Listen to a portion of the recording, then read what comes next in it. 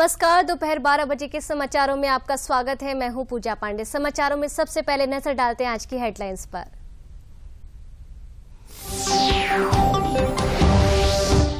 विकसित युवा विकसित भारत थीम के साथ स्वामी विवेकानंद की जयंती पर आज प्रधानमंत्री नरेंद्र मोदी कर्नाटक के हुबली में राष्ट्रीय युवा महोत्सव का करेंगे उद्घाटन।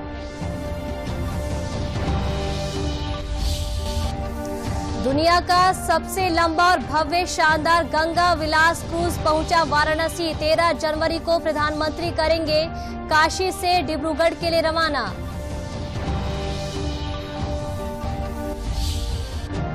राजधानी लखनऊ में आयोजित निवेशकों के सम्मेलन रोड शो में 79 नए प्रस्तावों पर बनी सहमति। 76,000 करोड़ के एमओयू पर हुए हस्ताक्षर। प्रदेश के औद्योगिक विकास मंत्री ने कहा, निवेशकों को हर सुविधा प्रदान करेगी यूपी सरकार। और राज्यपाल आनंदीबेन पटेल ने कहा, कृषि क्षेत्र का विकास करना है जरूरी। गरीब किसानों और ग्रामीण महिलाओं के आर्थिक और सामाजिक उत्थान का कार्यक्रम भी मूल रूप से कृषि विकास से है जुड़ा। और अब खबरें विस्तार से। आज स्वामी विवेकानंद की जयंती है। विवेकानंद कहते थे कि उठो जागो और तब तक ना रुको जब तक लक्ष्य की प्राप्ति ना हो जाए। स्वामी विवेकानंद का प्रभावशाली व्यक्तित्व और उनके अनमोल विचार दुनिया भर में लाखों लोगों की प्रेरणा है। आज उनकी जयंती है। उनकी जयंती को राष्ट्रीय युवा दिवस के तौर पर पूरे भारत में मनाया जाता है। भारत सरकार ने साल 1984 में आज ही के दिन को राष्ट्रीय युवा दिवस मनाने का फैसला लिया था और साल 1985 से इसे हर साल मनाया जाने भी लगा है। जहां विवेकानंद का असली नाम नरेंद्र नाथ था, उन्होंने साल 25 वर्ष की आयु में सांसारिक मोह माया को छोड़कर संन्यास अपना लिया था। स्वामी विवेकानंद की जयंती पर आज कर्नाटक के हुबली धारवाड़ में 26वें राष्ट्रीय युवा महोत्सव का आगाज होगा, जहां प्रधानमंत्री नरेंद्र मोदी आज शाम इसका उद्घाटन करेंगे। विकसित युवा विकसित भारत की थीम के साथ इस वर्ष का ये महोत्सव आज से शुरू होकर 16 जनवरी तक आयोजित किया जा रहा है। देश भर से करीब 7,500 युवक इस उत्सव में भाग लेने धारवाड़ पहुंच रहे हैं, जहां युवा महोत्सव का आयोजन हर साल प्रतिभावान युवाओं को राष्ट्र निर्माण की दिशा में प्रेरित करने के साथ साथ राष्ट्रीय स्तर पर पहचान दिलाने के लिए किया जाता है। दुनिया का सबसे लंबा और भव्य शानदार गंगा विलास क्रूज मंगलवार को वाराणसी पहुंच गया, जहां गंगा विलास राजघाट से करीब 8 किलोमीटर पहले रौना गांव के सामने रोका गया था। जहां 12 जनवरी की रात क्रूज रविदास घाट पहुंचेगा। यहां से 13 जनवरी को प्रधानमंत्री नरेंद्र मोदी वर्चुअल तरीके से इसे हरी झंडी दिखाकर डिब्रूगढ़ के लिए रवाना करेंगे। दुनिया की सबसे लंबी जल यात्रा पर रवाना होने के लिए तैयार लग्जरी गंगा विलास क्रूज सभी के लिए आकर्षण का केंद्र है। प्रधानमंत्री नरेंद्र मोदी शुक्रवार को गंगा विलास क्रूज को हरी झंडी दिखाकर डिब्रूगढ़ के लिए रवाना करेंगे। दुनिया की सबसे लंबी जल यात्रा पर रवाना होने के लिए तैयार गंगा विलास क्रूज 3,200 किलोमीटर से अधिक की यात्रा का लंबा सफर तय करेगा। यह क्रूज भारत और बांग्लादेश से गुजरने वाली 27 नदियों के रास्ते अपनी मंजिल डिब्रूगढ़ पहुंचेगा। 50 दिन की यात्रा में 50 जगह रुकेंगे और हर जगह रुकेंगे तो हर जगह अलग अलग देखेंगे। गांव भी देखेंगे, शहर भी देखेंगे, मॉन्यूमेंट्स भी देखेंगे, सुंदरबन जंगल भी देखेंगे, काजीरंगा भी देखेंगे और सारी जो आध्यात्मिक है और पुरातत्व की चीज़ें हैं, जंगल की चीज़ें हैं, सारी ही चीज़ें, खाना है, हमारे अलग अलग प्रांतों में क्या खासियत के खाने हैं उनको भी हम देखेंगे और सारी चीजें हैं। ये क्रूज में 3 डेक हैं। तीनों डेक पर अलग अलग सुविधाएं पर्यटकों को मिलेंगी। इको फ्रेंडली क्रूज में इसके कचरों को एक जगह जमाकर सुरक्षित रूप से निस्तारित किया जाता है। प्रदूषण का स्तर शून्य रखने के लिए ईंधन के रूप में हाई स्पीड डीजल का इस्तेमाल किया जा रहा है। इसकी खासियत ये है कि ये क्रूज इंडिया में बना है, मेड इन इंडिया में है। इसकी खासियत है कि इसका सारा क्रू 100% इंडियन है, इसका सारा डेकोर इंडियन है और इसमें जो भी चीजें लगाई हैं वो सब हैंड क्राफ्टेड हैं, सब हर हाथ से बनी हुई हैं। चाहे प्लेट्स हों जो कि पॉटर से बनाई हैं, चाहे टाइल्स हों बाथरूम की वो हाथ से बनी हैं, चाहे फैब्रिक हो वो भी हाथ से बनी हैं, तो कारपेट्स हों भदोई के, तो सारी चीज़ें जो है हाथ की बनी हुई हैं। तो हमारे जितने भी कलाकार हैं उनके लिए एक प्रोत्साहन है उनकी चीज़ों के बजाय इसके कि मशीन की बने और क्या है। वहीं वाराणसी में गंगा विलास क्रूज से 13 जनवरी से वाराणसी से ढाका होते हुए डिब्रूगढ़ की यात्रा करने वाले 31 पर्यटकों के दल ने रामनगर स्थित दुर्गा मंदिर का अवलोकन किया। यह मंदिर लगभग 500 वर्ष पुराना है और उत्तर भारत और बंगाल शिल्प कला का मिश्रण है। इस मंदिर को पर्यटकों ने बहुत ध्यान से देखा और सनातन धर्म के बारे में उन्होंने गाइड से जानकारी प्राप्त की तथा काफी जिज्ञासु होकर मंदिर और मूर्तियों का अवलोकन किया। It's totally different to my compared to my country because of the culture mostly. There are many more people in here. People are very interested and very friendly. And I'm looking forward for the rest of the cruise. I'm very excited to be here. पर्यटकों ने ये देखा, पर्यटक वही आते हैं experience करने की कैसे लोग यहाँ पे इस चीज को बिलीव करते हैं, क्योंकि वहाँ पे ये चीजें खत्म होती जा रही हैं कि गॉड क्या है। This is a question, but who is God. Ganga नदी पर लग्जरी क्रूज से यात्रा को लेकर विदेशी पर्यटकों में बड़ा उत्साह देखने को मिल रहा है। जाहिर तौर पर इससे वाराणसी के साथ साथ डिब्रूगढ़ तक के इलाके में पर्यटन की अपार संभावनाएं खुल गई हैं। वाराणसी से रामेंद्र सिंह की रिपोर्ट, डीडी।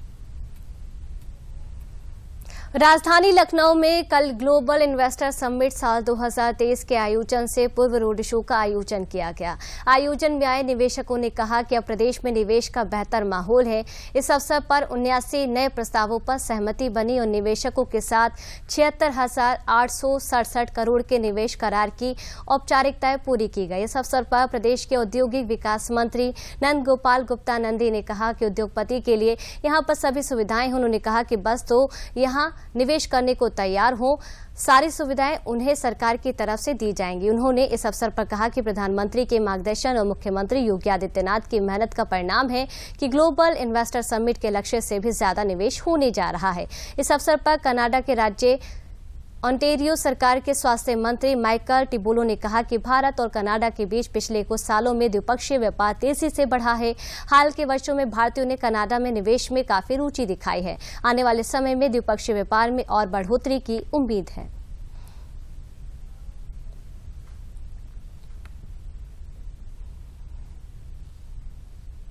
जैसे हमने अभी विदेश में आपने देखा होगा मंत्री समूह माननीय मुख्यमंत्री जी ने भेजा और 16 देशों में 21 सिटीज में हम लोगों ने रोड शो किए और जो पूरे दुनिया में मैं कह सकता हूं 2014 से 2022 तक आदरणीय प्रधानमंत्री जी ने जो काम किया है, 2017 से माननीय मुख्यमंत्री जी ने जो काम किया है, आज पूरी दुनिया का सोचने का तरीका बदला है भारत के लिए। आज भारत को विश्व गुरु बनने की ओर जो अग्रसर है, आज तमाम लोग सम्मान भरी निगाहों से देखते हैं। Ontario and India account for approximately $3.7 billion in 2021, with $3.3 billion in imports from India to Canada, to Ontario, and $360 million in exports. So we have a long way to go. There's a lot of opportunity for Ontario to invest and to do more in India. But you see, India is seeing the opportunities in Canada, and those investments are coming to the country, and there is exports to Canada as well.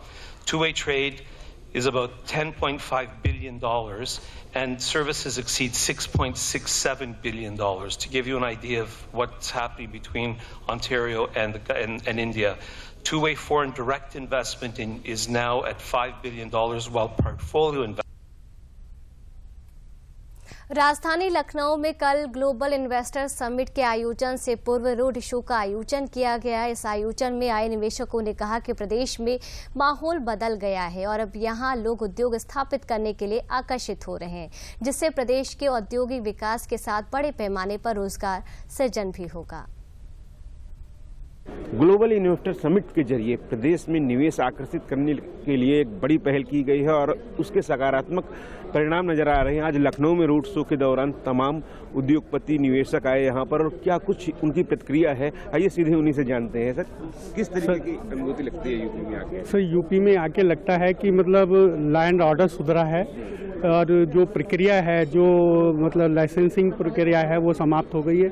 अब आपके जो भी कोई भी काम रुकता नहीं है। पोर्टल के माध्यम से गवर्नमेंट ने कमिट किया है कि आप अप्लाई कीजिए, आपकी सारी क्लियरेंस हो जाएंगी। वो एक सराहनीय कदम है और जो है इन्वेस्टर्स आ रहा है, यूपी ग्रो कर रहा है, ये एक सराहनीय काम है। उत्तर प्रदेश की छवि किस तरीके से बदली हुई देखते हैं?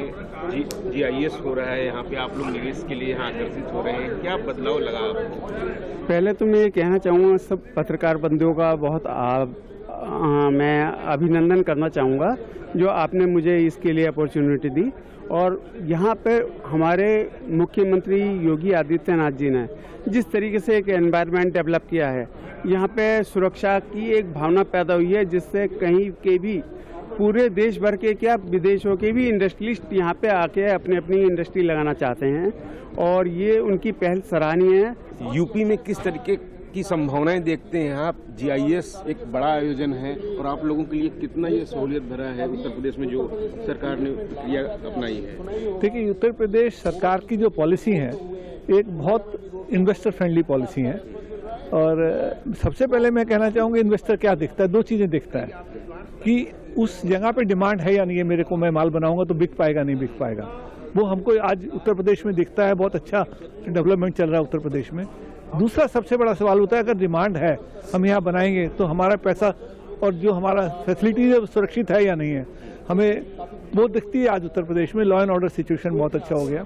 क्या मुझको यहाँ पर एम्प्लॉयमेंट मिलेगा, एम्प्लॉयज मिलेंगे जो कि फैक्ट्री में काम करेंगे और अच्छे लोग मिलेंगे नहीं मिलेंगे, वो भी आज हमको उत्तर प्रदेश में नजर आता है। तो मैं समझता हूँ कि आज एक बहुत अच्छी स्थिति में उत्तर प्रदेश है जिसके अंदर इन्वेस्टमेंट करके एक इंडस्ट्री से अपना काम कर सकता है और लोगों की हेल्प कर सकता है। देश का जो लक्ष्य है 5 ट्रिलियन इकोनॉमी का, उसमें उत्तर प्रदेश की अपनी महत्वपूर्ण भूमिका होगी। जो मुख्यमंत्री योगी आदित्यनाथ का लक्ष्य है 1 ट्रिलियन इकोनॉमी का, GIS उसमें एक महत्वपूर्ण भूमिका अदा करेगा। कैमरामैन दिनेश सिंह के साथ विकास सिंह, DD न्यूज, लखनऊ। जनपद मुजफ्फरनगर के जिला पंचायत सभागार में जनपद स्तरीय इन्वेस्टर समिट का आयोजन किया गया। इन्वेस्टर समिट का उद्घाटन जिलाधिकारी चंद्रभूषण सिंह ने किया। इस अवसर पर उपायुक्त उद्योग परमहंस ने इन्वेस्टर मीट में कहा कि प्रदेश सरकार प्रदेश में औद्योगिकीकरण को बढ़ावा दिए जाने और बेरोजगारी दूर करने को लेकर प्रयासरत है। सरकार ने फरवरी में होने वाले ग्लोबल इन्वेस्टर समिट के अंतर्गत जनपद मुजफ्फरनगर को 4500 करोड़ रुपए के निवेश का लक्ष्य आवंटित किया है। लक्ष्य के सापेक्ष जनपद के 36 प्रतिष्ठित उद्यमियों द्वारा अभी तक जनपद को 1742 करोड़ के MOU हर हस्ताक्षर हो चुके हैं। जिलाधिकारी ने इसे लेकर कहा है कि इस तरह के आयोजन से जनपद के लक्ष्य को प्राप्त करने में महत्वपूर्ण सफलता मिलेगी।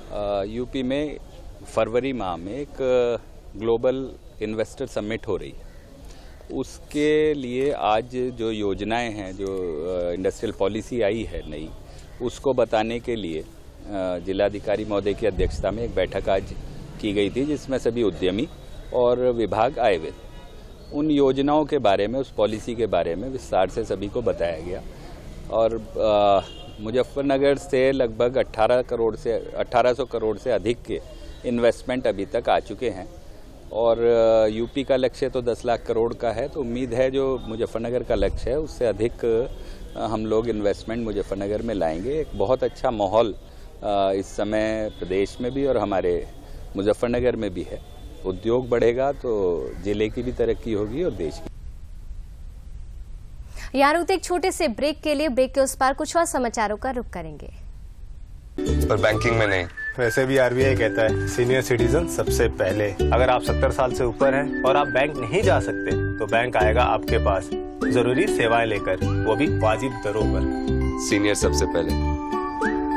RBI कहता है जानकार बनिए, सतर्क रहिए। ब्रेक के बाद स्वागत है आप सभी का। कानपुर नगर पहुंची प्रदेश की राज्यपाल और चंद्रशेखर आजाद कृषि एवं प्रौद्योगिकी विश्वविद्यालय की कुलाधिपति आनंदीबेन पटेल ने 24वें दीक्षांत समारोह की अध्यक्षता की। इस अवसर पर सर्वश्रेष्ठ प्रदर्शन करने वाले 60 मेधावियों को पदक और पुरस्कार प्रदान किए गए। वहीं कुल 577 छात्र छात्राओं को उपाधियां प्रदान की गई। इस अवसर पर मुख्य अतिथि सदस्य नीति आयोग नई दिल्ली प्रोफेसर रमेश चंद्र सहित प्रदेश सरकार के मंत्री सूर्य प्रताप शाही, शाही और बलदेव सिंह औलख भी मौजूद रहे। राज्यपाल ने सभी उपाधि धारकों को बधाई एवं शुभकामनाएं देते हुए कहा कि देश में 70% जनसंख्या आज भी गांव में निवास कर रही है, जिनका जीवन कृषि और कृषि आधारित कार्यकलापों पर निर्भर है। उन्होंने कहा कि गरीब किसानों तथा ग्रामीण महिलाओं के आर्थिक एवं सामाजिक उत्थान का कार्यक्रम भी मूल रूप से कृषि के विकास से जुड़ा हुआ है। कैबिनेट मंत्री सूर्य प्रताप शाही ने कहा कि प्रधानमंत्री नरेंद्र मोदी द्वारा अमृत महोत्सव वर्ष में प्रत्येक जनपद में 75 तालाब बनाए जाने को कहा गया है, जहां CSA में भी एक तालाब है जहां पानी की व्यवस्था की जाएगी। उन्होंने कहा कि प्रधानमंत्री नरेंद्र मोदी की पहल पर अंतर्राष्ट्रीय मिलेट वर्ष मोटे अनाजों का वर्ष के रूप में दुनिया भर में स्वीकार्यता प्रदान की गई है। इसके लिए देश और प्रदेश में विविध कार्यक्रमों के माध्यम से उल्लासता पैदा की जा रही है।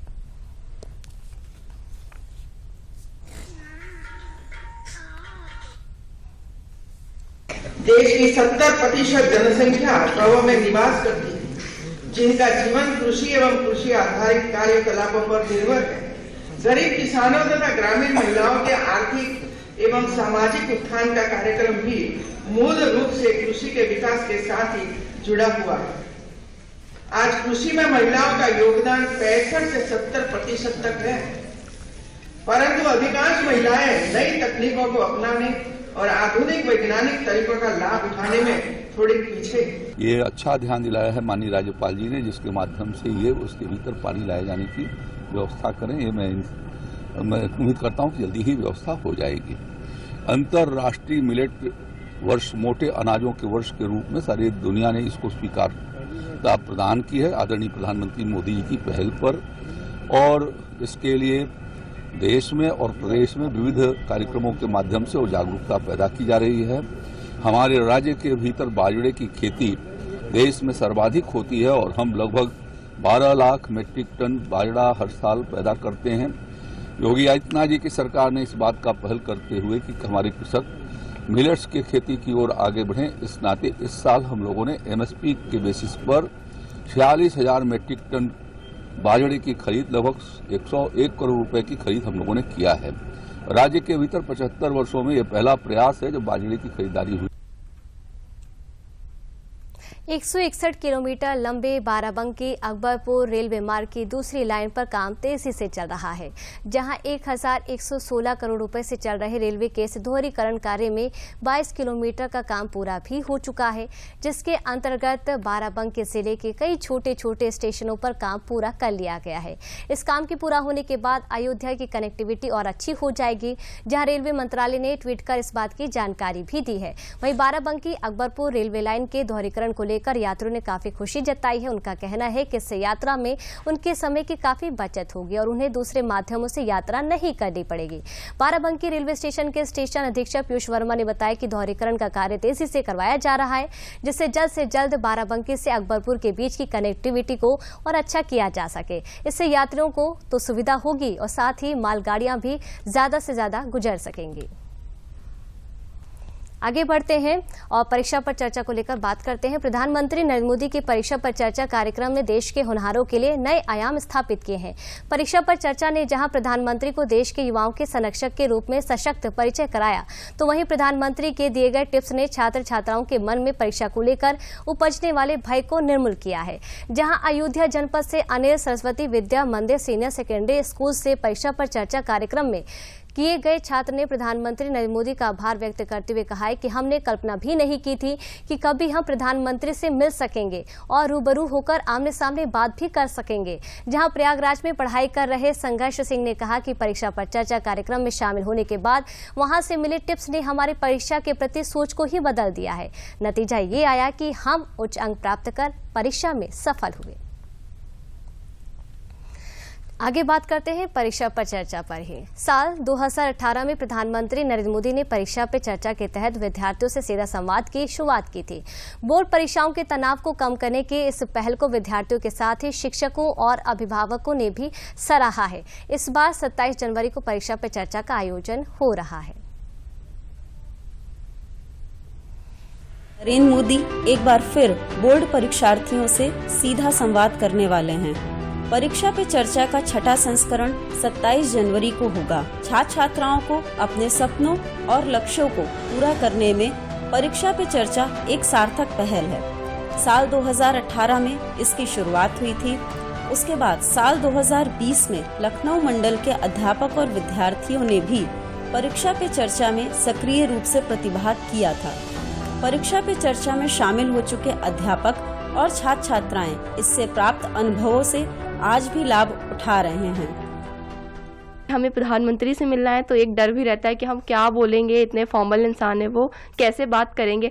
लेकिन जब हम वहाँ पे गए, वहाँ बैठे और जब उन्होंने बोलना स्टार्ट किया तो लग नहीं रहा था कि हमारे सामने एक इतने ऊंचे ओहदे के इंसान बैठे हुए हैं और वो इतने फ्रैंक तरीके से बात कर रहे थे, जैसे बिल्कुल हम रोज मिलते हैं और एकदम फ्रैंकली बात कर रहे थे वो। तो उस टाइम तो हमारा स्ट्रेस और ही कम हो गया कि अब तो हमारे मन में जो है वो हम बोल सकते हैं। पहले तो फियर था कि कुछ गलत ना निकले, तब तो था कि नहीं अब तो बिल्कुल दोस्त की तरह बोलना है, सर तो बिल्कुल हमारे अपने हैं। न सिर्फ विद्यार्थी बल्कि अभिभावक भी परीक्षा पे चर्चा को एक उपयोगी कदम मानते हैं। प्रधानमंत्री जी ने इसको बुलाया है संवाद करने के लिए, आमने सामने उसको उनसे बात कर सकेगी, इसीलिए हम लोग ने फिर उनको भेजा। वहाँ गई, वहाँ उसको बहुत अच्छा अनुभव हुआ, मतलब अच्छे टिप्स मिले जो उसके भविष्य में आगे बहुत काम आएंगे। और ये कार्यक्रम जो उन्होंने चलाया है बच्चों के लिए बहुत अच्छा है और हर साल होता है। और ये माननीय प्रधानमंत्री जी ने जो किया है, सब बच्चों से सामने बात करते हैं, इससे बच्चों का भी थोड़ा सा उत्साह बढ़ता है कि हम अच्छे से कर सकेंगे, हम प्रधानमंत्री जी से मिलेंगे, उनसे बात करेंगे और वो बच्चों को एग्जाम के भी अच्छे से टिप्स बताते हैं। शिक्षक भी इसे परीक्षा के तनाव को कम करने की दिशा में सार्थक पहल मान रहे हैं। इस बार भी परीक्षा पे चर्चा को लेकर तैयारी तेज है। जो मैंने प्रतिभाग किया था जिस बार, और मैं करीब 14-15 बच्चे ले गई थी लखनऊ मंडल के, और वहाँ पर मैं इंचार्ज के रूप में गई थी, मंडल इंचार्ज के रूप में। तो एक बहुत ही अच्छा एक हम सबका अनुभव रहा। ये 6-7 स्कूल्स के बच्चे जो थे, इनका बहुत यूनिक एक एक्सपीरियंस रहा। साथ ही जो प्रश्न इन्होंने अपने एग्जाम से रिलेटेड पूछे और जो normal day to day challenges जो एक टीनेजर फेस करता है उस बारे में पूछे, इसको भी बखूबी हमारे माननीय प्रधानमंत्री ने इनका आंसर दिया और बच्चों को एक बहुत ही अच्छी एक पॉजिटिव दिशा दिखाई। बात बोर्ड एग्जाम्स की हो या जीवन की कोई परीक्षा, तनाव प्रबंधन के गुर हर जगह काम आते हैं। प्रधानमंत्री नरेंद्र मोदी जी ने परीक्षा पे चर्चा की जो पहल की है, उसके जरिए उन्होंने ये समझाने का प्रयास किया है कि परीक्षा के अंक किसी की योग्यता का आंकलन नहीं करते हैं। इस बार भी 27 जनवरी को होने वाली परीक्षा पे चर्चा को लेकर विद्यार्थी, शिक्षक और अभिभावक तीनों ही उत्साहित हैं। कैमरा पर्सन आशुतोष गुप्ता के साथ दुर्गा शर्मा, डीडी न्यूज़, लखनऊ। युवा दिवस की पूर्व संध्या पर भारत सरकार के नेहरू युवा केंद्र के तत्वाधान में आजमगढ़ में 3 दिवसीय आवासीय युवा नेतृत्व एवं सामुदायिक विकास प्रशिक्षण कार्यक्रम का आयोजन किया गया। इस प्रशिक्षण कार्यक्रम में समय पालन, व्यक्तिगत एवं सामुदायिक स्वच्छता के साथ साथ समुदाय के विकास से संबंधित सभी मुद्दों के प्रति संवेदनशील बनने पर बल दिया गया। इस शिविर के दौरान योगाचार्य द्वारा युवाओं को विभिन्न योग क्रियाओं और योगासन के बारे में बताया गया, जहाँ कार्यक्रम के समापन के अवसर पर 40 प्रतिभागियों को बैग, प्रमाण पत्र और शील्ड दिया गया। कार्यक्रम में मुख्य अतिथि के रूप में शामिल वरिष्ठ कृषि वैज्ञानिक रुद्र प्रताप ने कहा कि विभिन्न क्षेत्रों से जुड़े लोगों ने युवाओं के राष्ट्र निर्माण के पथ पर आगे बढ़ने का आह्वान किया है, जिससे राष्ट्र का विकास हो। उन्होंने बताया कि कार्यक्रम में युवाओं को कृषि उद्यमी बनकर आर्थिक रूप से आत्मनिर्भर बनने के लिए टिप्स दिए गए हैं।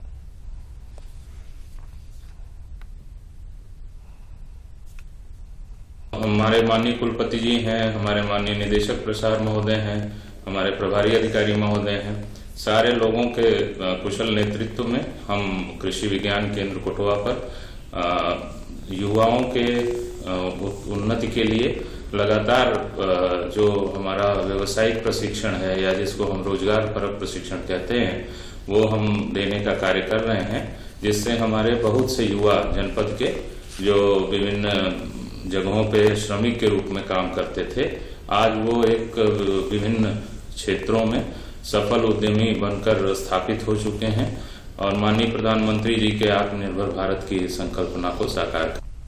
राष्ट्रीय खाद्य सुरक्षा एक्ट के तहत चावल, गेहूं और मोटा अनाज दिसंबर साल 2023 तक पूरी तरह से निःशुल्क मिलेगा। हापुड़ में ये योजना गरीबों के लिए वरदान साबित हो रही है, जहां जनपद में बिना भेदभाव के गरीबों को निःशुल्क राशन वितरित किया जा रहा है। निःशुल्क राशन मिलने पर लाभार्थियों ने प्रधानमंत्री का आभार भी व्यक्त किया है, जहां लाभार्थियों का कहना है कि प्रधानमंत्री नरेंद्र मोदी द्वारा चलाई गई इस योजना से गरीबों को बहुत फायदा मिल रहा है। ये जो निःशुल्क राशन मिल रहा है बहुत अच्छी योजना है। बिना भेदभाव के सभी को राशन मिल रहा है, हर बार ही राशन फ्री मिल रहा है। इससे बढ़िया योजना और क्या मिले गरीब आदमी को। अच्छा है, गवर्नमेंट अच्छी है, अच्छे लाभ दे रही है। मुफ्त राशन गरीबों के लिए सही टाइम पे पहुंच रहा है। और जैसा किसी की कहीं सुनवाई नहीं थी, आज की डेट में गरीब आदमी की सबसे ज्यादा सुनवाई इस गवर्नमेंट में है। हमें राशन बहुत आराम से मिल रहा है, महीने में 2 बार मिल रहा है। मोदी जी बहुत अच्छा काम कर रहे हैं, ये सरकार बहुत बढ़िया है और हमें फ्री राशन मिल रहा है, कोई परेशानी नहीं, बहुत आसानी से मिल रहा है। राशन के लिए आइए, हमें राशन मिल रहा है, फ्री मिलता है और क्या नाम कोई दिक्कत नहीं है। पहले पैसा मिल रहा था, फ्री मिल रहा है और सरकार बढ़िया दे रही है हमें। राशन लेना है, सही मिल रहा है। मोदी जी की सरकार में बढ़िया राशन मिल रहा है। एक महीने में 2 दफे मिले, फ्री मिले। प्रदेश में ठंड और कोहरे का प्रभाव अभी कुछ दिनों और जारी रहेगा, जहां मौसम विभाग ने पश्चिमी उत्तर प्रदेश के कुछ जनपदों में अगले 2 दिनों में बारिश की संभावना जताई है। राजधानी लखनऊ में कल दिन में धूप निकलने के बाद देर शाम से ही कोहरे की चादर छा गई। राजधानी लखनऊ में न्यूनतम तापमान 6.8 डिग्री सेल्सियस दर्ज किया गया, जहां गोरखपुर में 3.6, चुर्क में 5.5, वाराणसी में 7.6 और कानपुर में 8.4 डिग्री सेल्सियस का पारा दर्ज किया गया। मौसम विभाग ने अभी कोहरा होने की संभावना जताई है, जहां कोहरे के कारण यातायात की गति धीमी हो गई है। राजधानी लखनऊ के जिलाधिकारी ने ठंड को देखते हुए निर्देश दिया है कि कक्षा 8 तक के सभी स्कूल 14 जनवरी तक बंद रहेंगे। जिलाधिकारी ने आदेश दिया है कि कक्षा 9 से 12 तक के क्लास ऑनलाइन चलेंगे। प्रैक्टिकल के लिए 10वीं 12वीं के छात्र स्कूल आ सकते हैं। मौसम विभाग ने अनुमान जताया है कि ठंड से कुछ राहत मिल सकती है। आने वाले दिनों में 2 से 3 डिग्री तापमान बढ़ सकता है। आज सुबह भी कोहरे की चादर छाई रही है और इस बीच लोग ठंड से बचाव के लिए अलाव का सहारा ले रहे हैं। विशेषज्ञों ने कहा है कि बुजुर्ग और बीमार लोगों को ठंड से बचाव के लिए विशेष इंतजाम करें। प्रशासन के द्वारा सभी जनपदों में रैन बसेरे की व्यवस्था की गई है ताकि कोई खुले में ना सोए। प्रशासन और सामाजिक संस्थाओं के द्वारा जरूरतमंदों को गर्म कपड़े और कंबल वितरित किए जा रहे हैं। मथुरा में ठंड और घने कोहरे से अभी राहत मिलने के कोई आसार नहीं है। जनपद में ठंड से गरीबों और जरूरतमंदों को बचाने के लिए लगाए गए रैन बसेरों का नगर आयुक्त ने निरीक्षण किया। देर रात नगर आयुक्त अनुनय झा ने 13 रैन बसेरे की व्यवस्थाएं देखी। कल भी हल्की धूप निकली पर गलन के प्रभाव में कोई कमी नहीं आई। न्यूनतम तापमान 6 डिग्री सेल्सियस रिकॉर्ड किया गया है। घने कोहरे में दृश्यता 0 तक पहुंच रही थी। ठंड से बचाव को लोग जैकेट, मफलर, टोपा पहनकर घरों से बाहर निकले। यहाँ रेलवे स्टेशन, बस स्टैंड और चौराहों पर गैस से अलाव जलते नजर आए।